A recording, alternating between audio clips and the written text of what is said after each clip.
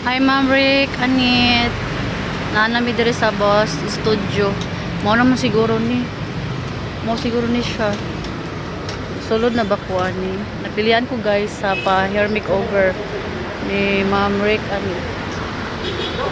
Amo na siya guys diri sa Boss Rick Studio. Usama ko sa napilian so nisod na ko. So nag-start na sila blower sa akong buhok, ilang gilimpyo na akong buhok, pati mga lusa guys, ilang nang gipang tang hasta ako mga kuto guys nangatagak nag-apil oda. Kay kutuon man kang bayhana ka, kay limpyuhan ato ang imong buhok. Ingon pa ni kuya. Char, joke. Amo na siya, mo na ang studio nila ha. Ang ilang salon pretty kaayo, pretty kanindot limpyo kay stanan. O mura ko prinsesa dira ila kong gi at iman og maayo.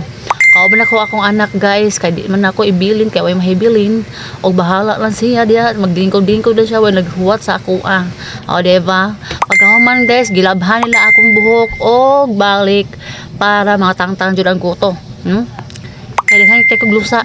Nagpasalamat jud ko nga napili ko kay nga ano guys, nindot na kayo akong buhok karon guys. O di ba? Naapa jud na naigon dira guys while nagkuan sila sa kuha. Nagpagwapas sila sa akong buhok. While nagriban sila sa akong buhok na nanaigon. O di ba bongga. Nindot kayo diri guys, mga staff nila guys, kay mga buutan kaayo og ang ilang kamot guys gaan kay tanan. Di gyud ka magmahay kung diri ka magpariband.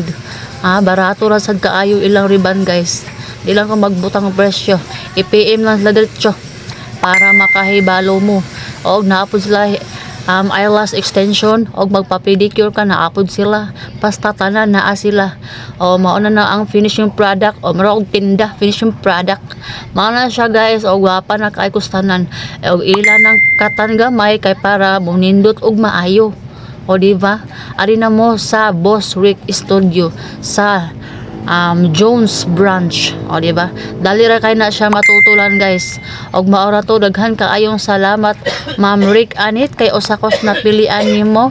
Wa gyud ko mag-expect nga papilian gyud ko pero napilian gyud ko. Daghan kaayong salamat og paki-follow lang ang iyang page.